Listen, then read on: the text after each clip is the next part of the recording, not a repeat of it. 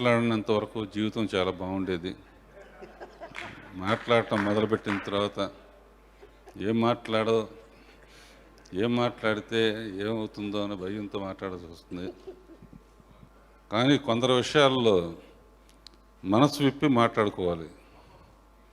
కాలంతో పాటు మనం చాలా స్పీడ్గా వెళుతున్నాం. మెడ్రాస్లో ఉన్నప్పుడు కుటుంబాలుగా కలిసేవాళ్ళం.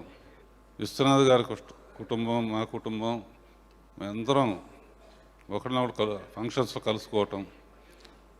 ఆయన మిస్సెస్ వస్తూ ఉంటే ఇక్కడ కేవలం మనుషులు మాత్రమే కలుస్తున్నాం.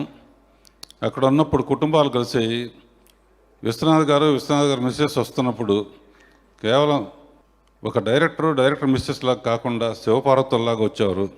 అమ్మా, నీకు పార్వతికి ఇవ్వాల్సిన అర్ధభాగం ఇచ్చేశాడు విశ్వనాథ్ గారు, మిగతా అర్ధభాగం సినిమాకి అంకితం చేశాడు ఆయన. కనుక ఆయన చిరంజీవి. అంతేకాకుండా భాషకు సంబంధం లేకుండా ఈ మధ్య వచ్చిన సినిమాలు పాన్ ఇండియా ఇవన్నీ ఇప్పుడు వస్తున్నాయి. ఆయన ఎప్పుడో పాన్ ఇండియా సినిమా తీశాడు. భాషకు సంబంధం లేకుండా సినిమా అన్ని భాషల్లో అద్భుతమైన మెగా హిట్ అయిన సినిమా కేవలం శంకరాభరణం. ఓంకారనాదానుసంధానమౌగానమే శంకరాభరణము.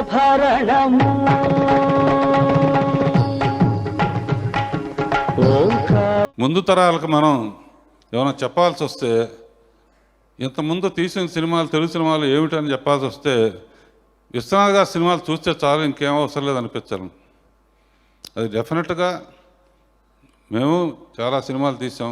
బట్ ఆయన సినిమాలు అంటే నాకు ప్రాణం.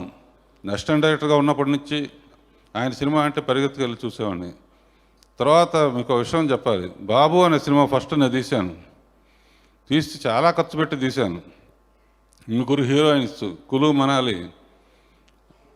నేను రిలీజ్ చేసిన సినిమా బాగుంది అంటుండగా 2వ వారం జీవన్ జ్యోతి అని విశ్వనాథ్ గారి సినిమా పడంగానే నేను విశ్వనాథ్ గారి సినిమా చూడాలని వెళ్ళాను. అసూయ లేదు, ఏం లేదు. వెళ్ళి చూడంగానే జుజు అనే పాట వచ్చింది.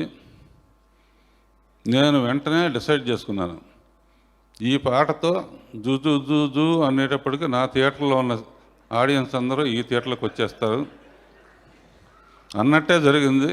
బాగున్న సినిమా యావరేజ్ అయింది. ఈ విషయం విశ్వనాథ్ గారికి కూడా చెప్పాను. తర్వాత ఆయన నాకు ఇచ్చిన బెస్ట్ కాంప్లిమెంట్ ఏంటంటే, నేను మొట్టమొదటి 40 ఏళ్ళ తర్వాత మాట్లాడినప్పుడు ఫస్ట్ నేను పిలవాలనుకుంది ప్రొడ్యూసర్స్లో రామానాయుడు గారు, డైరెక్టర్స్లో విశ్వనాథ్ గారిని పిలిచినప్పుడు ఆయన మాట్లాడుతూ, రాఘవేంద్రరావు, నీ సినిమా అలోపతి మెడిసిన్ లాగా ఉంటుంది, మా సినిమాలో ఆయుర్వేదం హోమియోపతి లాగా ఉంటుంది, మెల్లిగా ఎక్కుతుంది అన్నాడు. సరే, అదొక కాంప్లిమెంట్. తర్వాత, నువ్వు చాలా అదృష్టవంతుడయ్యా, అన్నమయ్యతో వైష్ణవం తీసావు, మంజునాథతో శైవం తీసావు, నీ జన్మ ధన్యం అన్నాడు. నాకు ఇంతకన్నా ఏం కావాలి ఆయన దగ్గర నుంచి.